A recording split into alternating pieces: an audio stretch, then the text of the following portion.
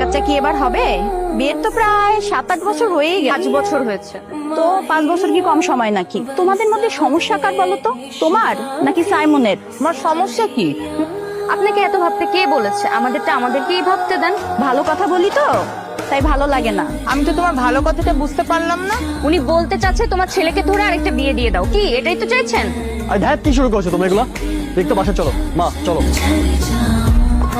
আর একটা মেয়ের জন্য মাতৃত্ব কত বড় একটা জায়গা, এই যে তোমাকে বোঝাতে চেষ্টা করছি, কিন্তু ভুলটা কি আছে?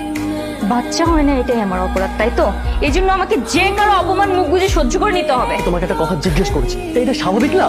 তুমি নিজেই আমাকে সহ্য করতে পারো না, তো অন্য কেউ আমাকে কথা বললে সেটা নিয়ে আমি কি বলবো এখন? যা হয় না বলে এখন পর্যন্ত আমি চুপচাপ সবকিছু মুখ বুজে সহ্য করতেছি। মানে তোমার সংসার, আমি কোনো দোষ না করেও দোষী না।